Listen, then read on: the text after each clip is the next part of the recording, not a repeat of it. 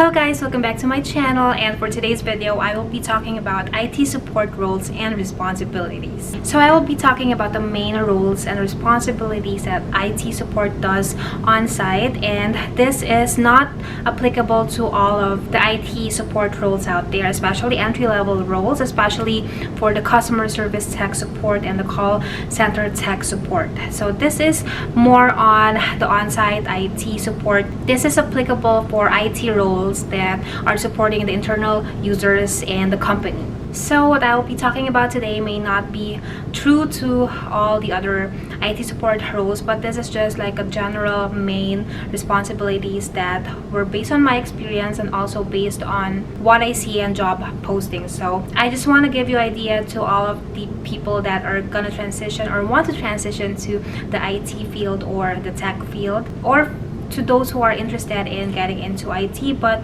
really don't know what they're gonna do. So if you are interested in this video, please keep on watching, and without further ado, let's get started.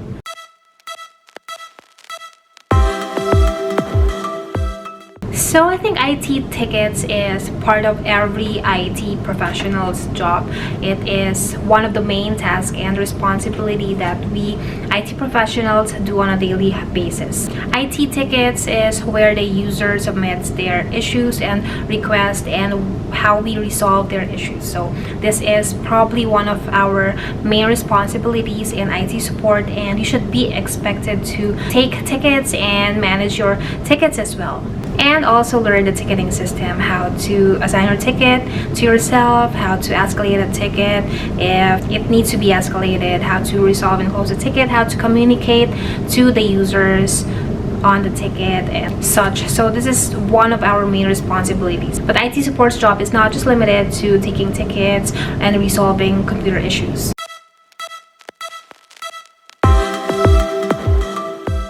Okay, so the next responsibility is asset management. So as an IT professional, you and your team are taking care of all of the company's technology, whether it's hardware or software. So we also manage those.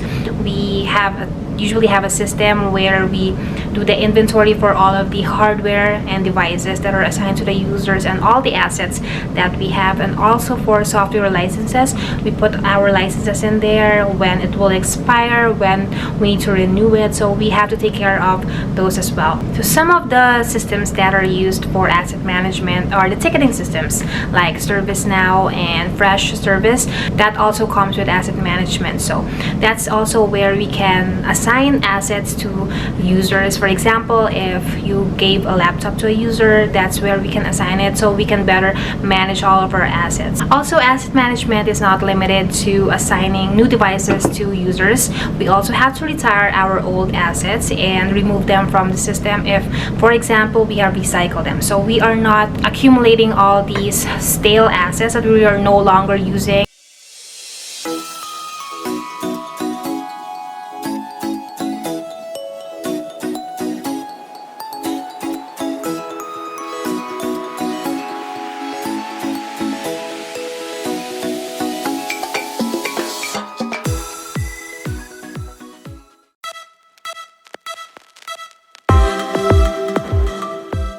Also, one main responsibility of an IT professional is to onboard users. So these are the new hires that you have to set up on the system. So you have to set up their user accounts in AD or Active Directory, give them the correct group memberships, or giving them the proper permissions and access that they need to do their job. Also, setting up devices for a user, whether it's an old laptop or a new laptop, you have to order a new one, for example, and then set it up with the image for the company that you have been working for, and also like setting up devices for them like monitors and the peripherals also. And the last part of this onboarding is to also train the users. So based on my experience in IT, we also train the new hires on how they can log into the system, give them their account information, their credentials, username and password.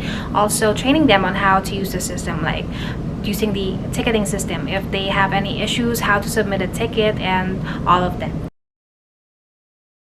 Hey, I'm from IT, and I'm gonna help you with your setup for your access.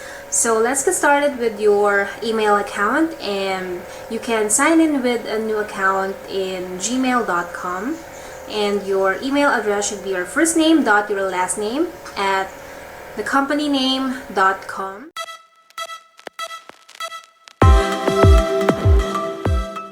Okay, so if we have onboarding, we also have offboarding. So if we have onboarding for the new hires, we also have the offboarding for the termed employees. So this is just removing their system accounts on all of the systems, and especially Active Directory, removing all of their membership.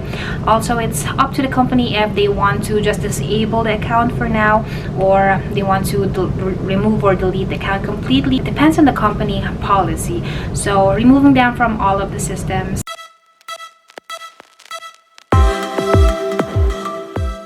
Okay, so next is probably one thing that a lot of people don't think about when they think of IT support.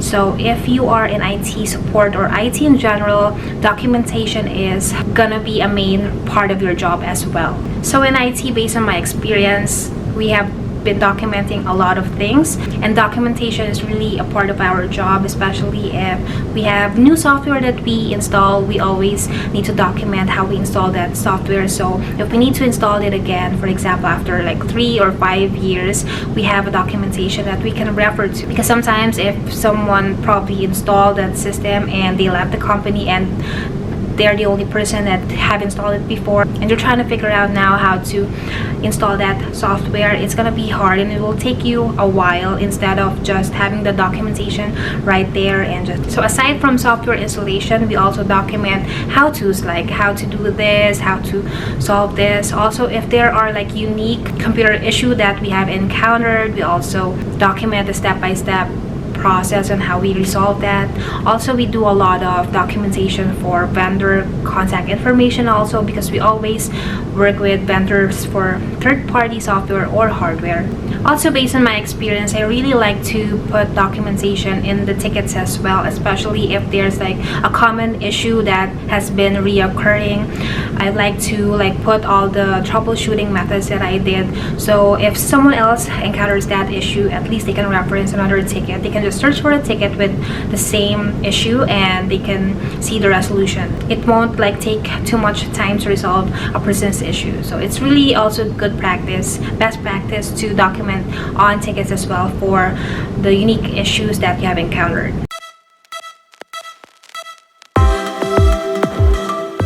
Okay, so another main responsibility that IT support does is user training. It is very important to train the users, especially if there's a new software or system that was implemented. So it'd be easier for them to operate the system if they know and they have been trained to use it, and it will also prevent users from submitting tickets about issues on the new systems and software.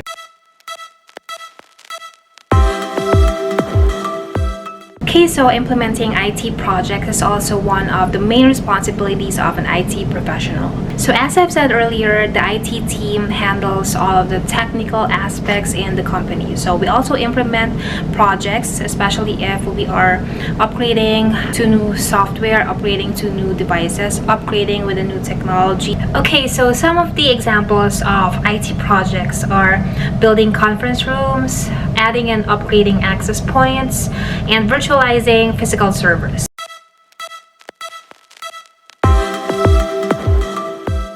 Okay, so another IT responsibility is contacting vendors for third-party system issues. Okay, so in some companies, there are some systems that are not managed by IT directly. There are certain systems and hardware devices that needs to be managed by experts, and those are the vendors or the manufacturers, just like HVAC, air conditioning in the building, like key card systems, even like cloud storage or backup. So what if there's an issue with that third-party system? So most of the time, IT just contact the vendor and submit a ticket regarding the issue. Just let them know all the necessary information, like for example, the machine name, if like a hardware device is failing, and then just gather all the necessary information. For example, if it's like a service provider, we just provide like our location or maybe an account number with them, and then get a ticket and just talk to someone and escalate the issue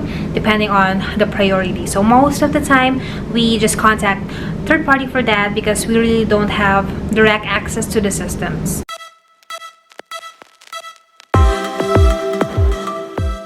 Also, another IT responsibility is maintaining and patching systems. So we also maintain and make sure that every server and systems are up to date and not obsolete anymore, and make sure that we renew all the licenses on like necessary software. Of course, this depends on company on how they manage maintenance and patching, if they do it manually or automatically through like schedulings and some scripts, but it really depends on the system needs and how you guys are like managing it. Okay, so maintaining systems and patching systems includes rebooting machines and servers, software updates, health and sanity check with the systems. Also communicating the outage that's gonna happen, for example, especially if we are rebooting machines. So we would like to coordinate with the people that are getting impacted with the maintenance, for example, and make sure that they are aware of the outage.